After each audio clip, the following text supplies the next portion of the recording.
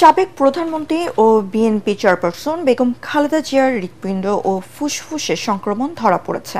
হাসপাতালে নিবিড় পর্যবেক্ষণে রেখে তার চিকিৎসা চলছে বলে জানিয়েছেন এভার কেয়ার হাসপাতালে গঠিত মেডিকেল বোর্ডের সদস্য অধ্যাপক ডাক্তার FM সিদ্দিকী। রাতে সাংবাদিকদের এক ব্রিফিংয়ে তিনি এ কথা জানান। FM সিদ্দিকী জানান, বেগম খালেদা জিয়াকে 24 ঘন্টা নিবিড় পর্যবেক্ষণে রাখা হয়েছে। এর আগে স্বাস্থ্য পরীক্ষার জন্য রাজধানীর এভার কেয়ার হাসপাতালে বিএনপি চেয়ারপারসন বেগম খালেদা জিয়াকে ভর্তি করা হয়। তার ব্যক্তিগত চিকিৎসক অধ্যাপক AZM জাহিদ হোসেন জানান, মেডিকেল বোর্ডের পরামর্শক্রমে কিছু পরীক্ষার জন্য বিএনপি চেয়ারপারসনকে হাসপাতালে ভর্তি করা হয়েছে।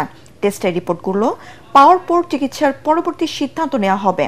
৭৯ বছর বয়সী বেগম খালেদা জিয়া দীর্ঘদিন ধরে আর্থাইটিস, ডায়াবেটিস, কিডনি, ফুসফুস, চোখের সমস্যা সহ নানা জটিলতায় ভুগছেন।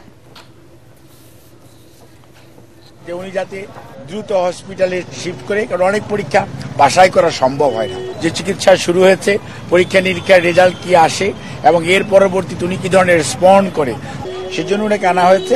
আমরা আশা করছি যে পরীক্ষা নিরীক্ষার পরবর্তীতে ওনার শারীরিক অবস্থার উন্নতির উপর ভিত্তি করে আমরা সিদ্ধান্ত নেওয়া যাবে, মেডিকেল বোর্ড সিদ্ধান্ত নেবে কবে নাগাদ ওনাকে হাসপাতাল থেকে বাসায় নিয়ে যাওয়া যাবে। ম্যাডাম খালেদা জিয়া আপনাদের মাধ্যমে দেশবাসীর কাছে দোয়া চেয়েছেন।